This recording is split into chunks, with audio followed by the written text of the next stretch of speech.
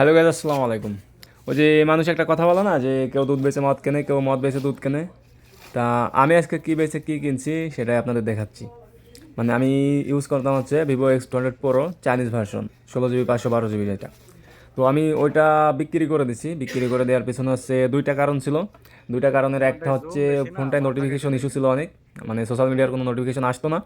আর দ্বিতীয়ত কারণ ছিল হচ্ছে আমি Vivo X200 Ultra কিনতে চাচ্ছিলাম, যার কারণে হচ্ছে আমি ফোনটা বেচে দিছি। বেচে দেওয়ার পর আমি সাময়িকভাবে একটা ফোন কিনতে চাইছি, মানে কিছুদিনের জন্য, 2 মাস 3 মাস এরকম, যে 2-3 মাস একটা ফোন চালাবো, গ্লোবাল ফোন হইতে হবে, ক্যামেরা ভালো হইতে হবে। তো আমি আমার বাজেটে অনেক ফোন খুঁজছি, খোঁজার পরে হচ্ছে যাই দেখলাম যে আমার যে বাজেট, এই বাজেটে ভালো পারফরমেন্স, ভালো ক্যামেরা সব কিছু মিলাই একটা কম্বো প্যাকেজ পাচ্ছি Galaxy S24 FE ফোনে। তো আমি যেহেতু সৌদি আরবে আছি, সৌদি আরবে নুন থেকে আমি Galaxy S24 FE ফোনটা অর্ডার করি, যেটা হচ্ছে 8 GB 256 GB ভ্যারিয়েন্টটা।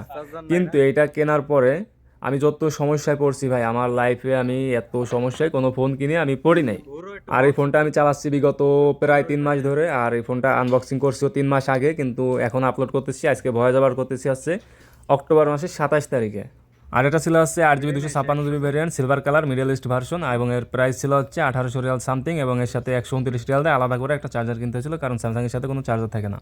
তো আমি এই ফোনটা কিনছি, কেনার পরে হচ্ছে আনবক্সিং করছি, সব কিছু ঠিক ছিল, কিন্তু আমি সব থেকে বেশি সমস্যা পড়ছি যেটা, সেটা হচ্ছে এর ব্যাটারিতে। ভাই আমি জানি যে স্যামসাংয়ের ব্যাটারি ক্যাপাসিটি খুবই কম, 4000 থেকে 5000 mAh, এর বেশি ওরা দেয় না। 5000 mAh হচ্ছে ওদের ফিক্সড, ওর বেশি ওরা কোনো সময় ব্যাটারি বাড়ায় না। এখনও S26 Ultra যেটা আসতেছে, ওটাও তারা 5000 mAh ব্যাটারি দিয়ে আনতেছে, তাও লিথিয়াম আয়ন ব্যাটারি বা লিথিয়াম পলিমার ব্যাটারি, ওটা সিলিকন কার্বন ব্যাটারি না।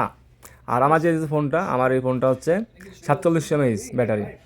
আমি নিতে চাইছিলাম হচ্ছে Galaxy S24, কিন্তু X24-এ দেখলাম যে এর থেকে একটু ফোন ছোটো, কিন্তু ওর ব্যাটারি আরও ছোটো, যার কারণে আমার সমস্যা হতে পারে। তার কারণে দেখলাম যে যেহেতু 4700 mAh ব্যাটারি, আমি এর পারফরমেন্স সব কিছু ইউটিউবে দেখছি যে 4 ঘন্টা স্ক্রিন অন টাইম পাওয়া যায় একটু হেভি ইউজ করলে, 4 ঘন্টা। আর যদি একটু নর্মাল ইউজ করা হয় তাহলে মানে অ্যাভারেজ দিন চলে যায়। কিন্তু ভাই আমি এই ফোনটা নিয়ে যখন আমি কাজের সাইডে যাই, কাজের সাইডে তো ফোন টিপার কোনো ওয়ে নাই, সুযোগ নাই। কিন্তু তারপরও আমি সারাদিন মনে হয় স্ক্রিন অন টাইম, আমি একটা স্ক্রিনশট দিচ্ছি, দেখেন স্ক্রিন অন টাইম পাইছি আমি হচ্ছে মাত্র 2.5 ঘন্টা ফুল চার্জে, তাও নর্মাল ইউজে। মানে এটা কোন ধরনের বাটপারি ভাই! শুধু যে এই ব্যাটারির সমস্যা তা না ভাই, আমি আরও কিছু সমস্যা পাইছি। আর সেটা হচ্ছে আমি যখন কোনো ফেসবুক স্ক্রল করতেছি বা আমি কোনো সোশ্যাল মিডিয়ার মধ্যে আছি, ইউটিউবে আছি, তো আমি যখন জেস্টার অন করি, আমি রাইট সাইডে সোয়াইপ করে ব্যাকে চলে আসবো, তখন দেখি যে ওখানে মানে ব্যাক হয় না, 3-4বার ক্লিক করে ব্যাকে আসে না, বারবার আরেকটা পেজে চলে যায়। বা রাইট সাইডে আমি যে পেজে আছি, দেখা গেলো আমি নিউজ ফিডে আছি, আমি যখন রাইট সাইডের বাটনে ক্লিক করে চলে আসতেছি, গেস্টার বাটন সোয়াইপ করে চলে আসবো ব্যাকে, তখন ফ্রেন্ড রিকোয়েস্টের যে আইকনটা আছে ওটাই চলে আসছে। এরকম আমি অনেকবার পাইছি, অনেকবার। স্যামসাং মানে আমরা মনে করি যে একদম ক্লিন একটা ইউআই, এতে এআই দিয়ে ভরপুর, অপটিমাইজ ওএস, তারপরে মানে এতে কোনো ত্রুটি নাই, একদম পারফেক্ট একটা কম্বো ফোন। কিন্তু ভাই এটা, এই ধারণাটা আমার ভুল হয়ে গেছে কবে, যখন আমি প্রথম Vivo X200 Pro ফোনটা কিনছিলাম তখন। তার যে সেটিংগুলোর মধ্যে যত অপশন, তার যে ক্যামেরা অ্যাপসের মধ্যে যত অপশন, এত এত এত এত সেটিং ভাই, ওইটার কাছে স্যামসাং আমার মনে হয় 40%ও নাই। তো যাই হোক, স্যামসাংয়ের এত বদনাম করলে আবার কমেন্ট বক্সে স্যামসাং লাভাররা এসে গালি দিতে পারে। তো আমি ফোনটা যখন অন করি, অন করার পর হচ্ছে এর যে সেন্সর চেক করতে হয়, *1234# ডায়াল করলে এর সেন্সরগুলো শো করে। তো এখানে প্রথমে শো করতেছিল না, তখন হচ্ছে আমি একটু ঘাবড়াইছি যে আসলে কি এরা অরিজিনাল নাকি ডুপ্লিকেট। তো এরপর আমি এর ইএমইআই নাম্বারটা বাইর করে নিই, এটা ওয়েবসাইটে নিয়ে চেক করি, চেক করার পরে দেখি যে না, এটা আসলে অথেন্টিক অফিসিয়াল ফোন। কিন্তু পরে আমি যখন সিম ভরি, সিম ভরার পর হচ্ছে এটা শো করতেছিল যে সেন্সরগুলো আছে, vibrate sensor, black sensor, green sensor, যতগুলো সেন্সর আছে সব শো করতেছিল *1234# ডায়াল করলে। কিন্তু প্রথমে করি নাই, কেন করি নাই জানি না। তো এই ছিল হচ্ছে আমার স্যামসাং ফোন ইউজার ফিডব্যাক। আমি এই ফোনটা কিনে খুবই হতাশ, বিশেষ করে হচ্ছে ব্যাটারি সেক্টরে। আর এই ফোনটা দিয়ে আমি যখন ক্যাপকাটে 4K ভিডিও এক্সপোর্ট করতেছি, তখন ফোনটা মানে এত পরিমাণ গরম হয় ভাই, ধরে রাখা কঠিন হয়ে যায়।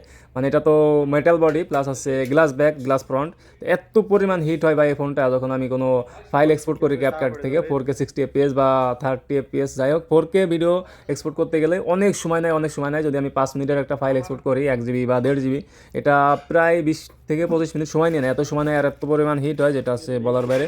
তো যাই হোক, স্যামসাং মানেই গরম হবে স্বাভাবিক। তো যাই হোক, কিছু করার নাই, সমস্যাগুলো আরও 2-3 মাস ফেস করা লাগবে, কারণ আমি Vivo X200 Ultra কিনতে চাইছিলাম, কিন্তু কিছুদিন পরে দেখি যে Vivo X300 Pro লঞ্চ হয়ে গেছে, এবং 2026 সালে জানুয়ারি অথবা ফেব্রুয়ারিতে X300 Ultra লঞ্চ হচ্ছে। আর এবার আমি সিদ্ধান্ত নিয়েছি যে আমি X200 Pro তো চালাইছি, এবার চালাবো হচ্ছে আলট্রা ভার্সন। তো 2026 সালে জানুয়ারিতে বা ফেব্রুয়ারিতে X300 আলট্রা লঞ্চ হচ্ছে, আমি অপেক্ষা আছি সেই আলট্রা কেনার লেগা। তো সেটা যখন কিনবো সেটার রিভিউ দিব, প্লাস হচ্ছে আনবক্সিং ভিডিও দিব। তো আপনারা সবাই সুস্থ থাকুন, ভালো থাকুন, ভিডিওটা লাইক করে চ্যানেলটা সাবস্ক্রাইব করে আমাদের সাথেই থাকুন।